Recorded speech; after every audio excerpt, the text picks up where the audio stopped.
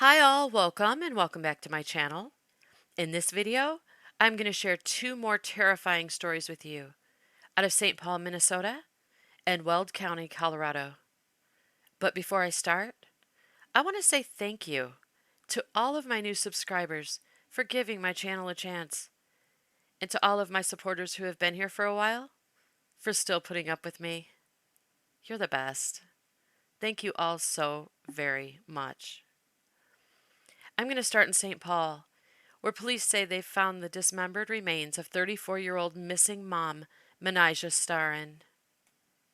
Manijah was reported missing on May 1st of 2023 by her family after they say they hadn't heard from her and had last spoken with her around April 21st. According to news reports, Manijah's father said she seemed to be afraid of her boyfriend Joe before she disappeared, telling him that Joe had previously wrapped a rope around her neck when things got bad between them. When police searched her apartment, they said they found evidence that someone had been seriously hurt or killed there, and what appeared to be someone's attempt to clean it up. There was blood in the kitchen and the living room, as well as a cracked TV and microwave and broken glass in both rooms.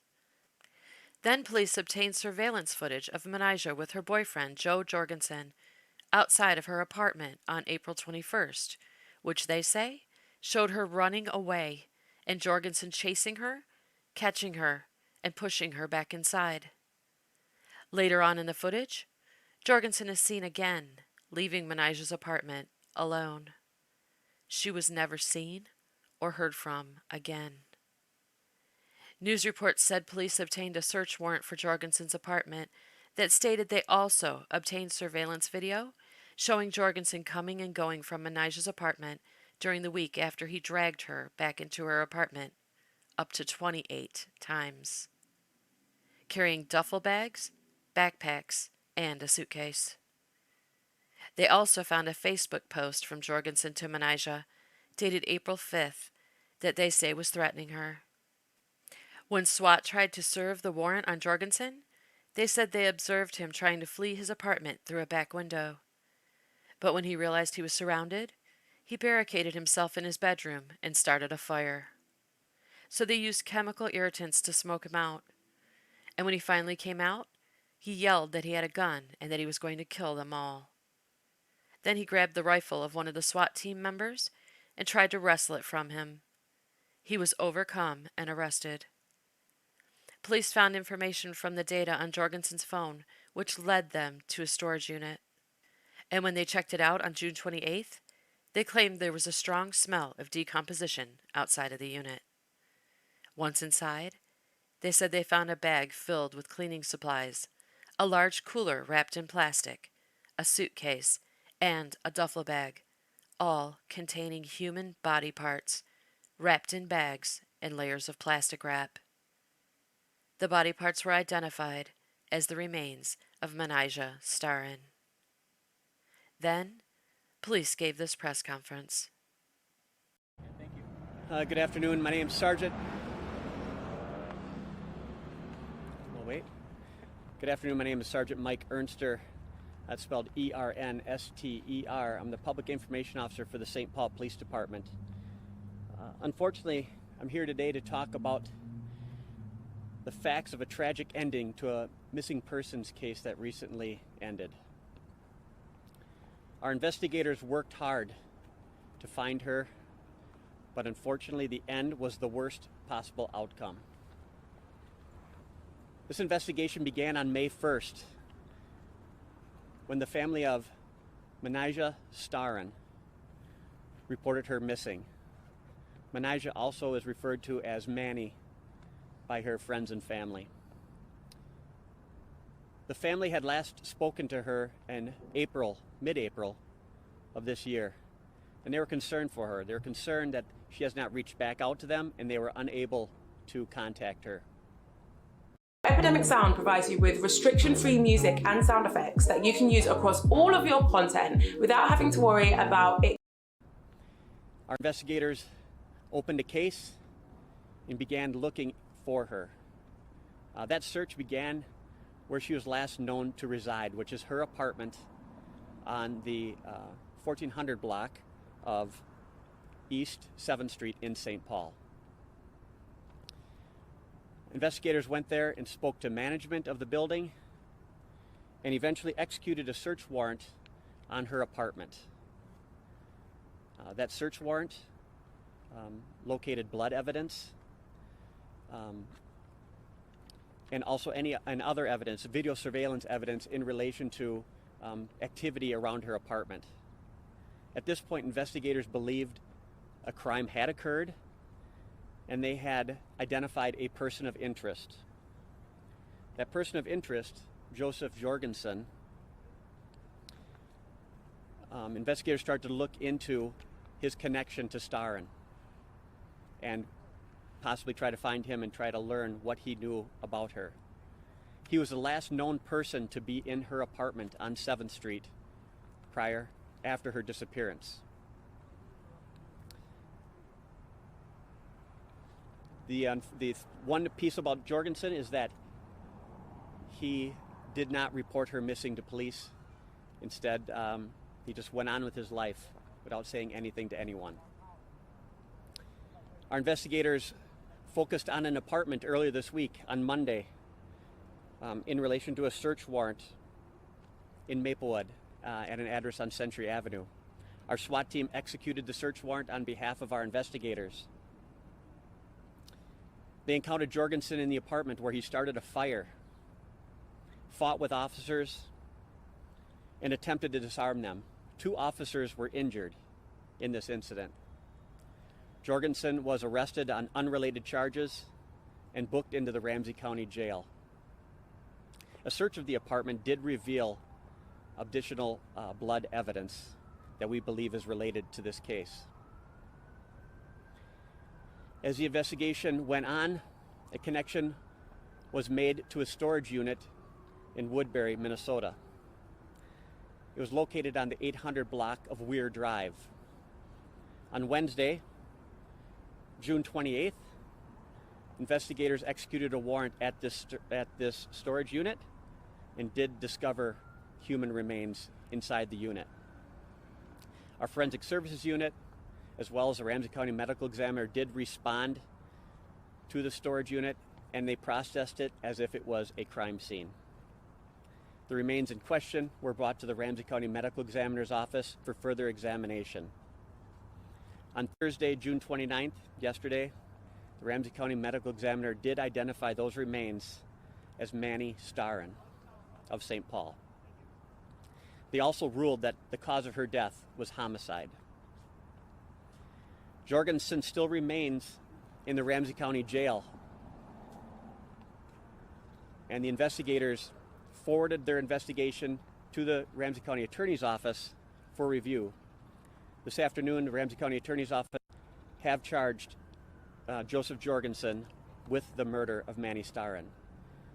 A charge of second-degree murder will be added to his charges in the jail. We cannot, I'll say that this is the 18th homicide in St. Paul this year, but we also cannot fathom the pain that the family is feeling at this point, but we do hope that this investigation's result will bring them some level of solace. Keeping in mind there's a lot of information out there, I'll take questions if you can. And what are all the charges on Jorgensen? Right now, today, second-degree murder. There are other related charges into disarming a police officer, arson. Some of these cases are being handled by Maplewood Police since it occurred in Maplewood, so I'm not at total liberty to discuss them, but they did occur during the execution of this warrant. So, what else can you tell us about their relationship? We believe there was a relationship between the two that could possibly be like boyfriend-girlfriend type relationship. You mentioned that 2 officers were injured. Yes. What's the extent of those injuries? Contusions, some cuts to their arms. It was basically arm injuries that were sustained during the struggle with Jorgensen while he was being taken into custody. And then his injuries, is that from the result of that too? I don't know, as far as I don't have the information as I stand here, whether they're a result of what he was doing in his unit or his interaction with the officers. Mike, we talked about some video evidence. Is that that building? It is. It's so if the charging document issued by the Ramsey County Attorney's Office will document that better, but it does reveal evidence of Manny coming and going from her apartment, and then at a certain point, we do not see Manny again. So we see her go into her apartment. She does not come out.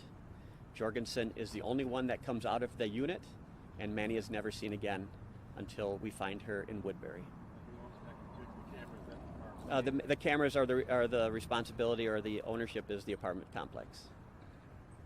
All right. any crime records on Jorgensen? You may have said, I don't know. No, there's. I don't have much information on as far as his history, but I do not believe there is anything of substance that would lead us to believe he could be responsible for something this heinous.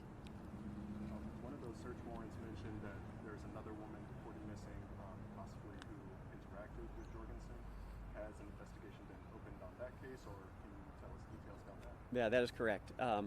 Investigators during this investigation did hear of a name of another female that is missing. I do have that name if you want it. We do not know if it is a St. Paul missing case, but I can tell you that we don't wait for somebody to tell us where it occurred or how it occurred. We did open our own missing person case in relation to her missing. She does have a connection with Jorgensen, and to put it bluntly, we're concerned for her safety also. And we would, our investigators will be looking to find her, and I hope we find her safe. But right now, we have reached out to her family already. They have not heard from her in approximately 2 years. Are you putting that name out already? I can. I do have more also here. As far as But as of now, that's just a missing person case. that is a missing person case. It's open and active, and our investigators are will do everything they can to move forward on that. But the concern is that she does have an association of some sort with Jorgensen. 100, yes. Investigators have found a connection to Jorgensen and her.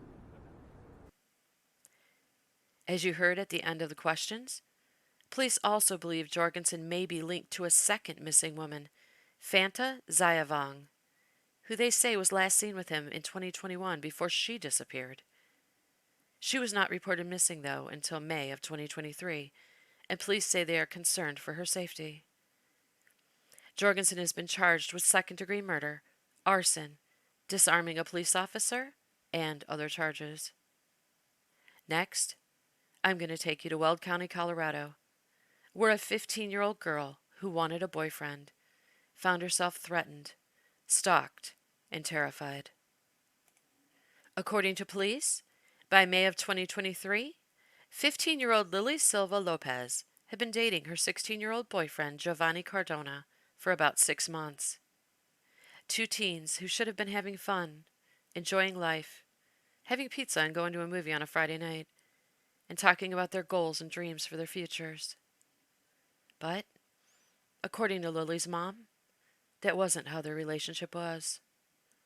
As a matter of fact, she told investigators it was quite the opposite of fun and joyful. It was actually filled with fear and abuse. And it appeared to be escalating to the point where the police were called about 5 months in because Lily alleged Cardona punched her in the face and hurt her arm. Lily knew she needed to get out. So, in May of 2023, she tried to break up with Cardona, but told police he threatened to kill her if she did. Then, she alleged he put the barrel of a gun into her mouth and told her she better tell him that she loved him. Knowing she wanted to end the relationship, Cardona started stalking Lily's house, trying to monitor her every move. Until June 16th of 2023 at 3:45 p.m., when police say a neighbor's surveillance camera picked up Cardona running down a bike path in Lily's mobile home park, heading straight for her house. She was home with her 13-year-old brother when Cardona broke through her bedroom window, chased her into the hallway, and shot her multiple times in front of her younger brother. Police said her brother begged for his life as Cardona stood over Lily holding the gun. They also said her brother told them Cardona told him to help him put Lily's deceased body back into her room, but he ran out of the house instead and ran to a neighbor's to call 911. Cardona fled the scene, and police later found him at his grandmother's house. When she asked him why the police were looking for him, he told her he did what he had to do, and he had shot somebody. He's being charged as an adult with first-degree murder, second-degree murder, burglary, aggravated robbery, and juvenile possession of a handgun. His bail has been set at $2 million. Lily's family described her as an awesome girl who loved shopping, makeup, clothes, and dancing.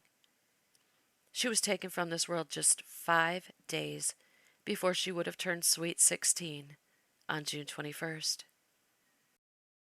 The issue of teen violence is a growing concern throughout the state. A 16-year-old in Greeley is being charged as an adult for allegedly killing his 15-year-old girlfriend. Our Jasmine Arenas is in Greeley tonight at a memorial for that victim.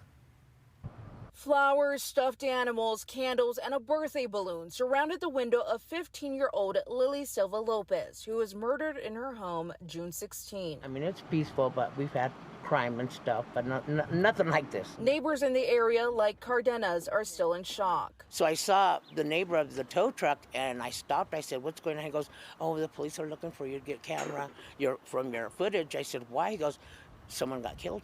Cardenas tells CBS Colorado her camera caught the defendant, now known as 16-year-old Giovanni Cidio Cardona, running down the bike path into the trailer park home. That's where he forced himself into the young girl's home through her window, according to the affidavit obtained by CBS Colorado. And it just scares me to death. Just knowing 3:30 in the afternoon, he ran right by. And not knowing that he was going with that intention. That's what scares me. Such a tragic loss. I'll be praying for her family, as well as the children of Manijah Starin. I don't often condone lying, but may her children never learn the truth of the horrific way their mother was found. My God. And I hope Fanta Zayavong will be found safe as well. Thank you all so much for taking the time to listen. I really appreciate the time you spend here on my channel. I hope you and your loved ones stay safe out there, and I'll see you on my next video.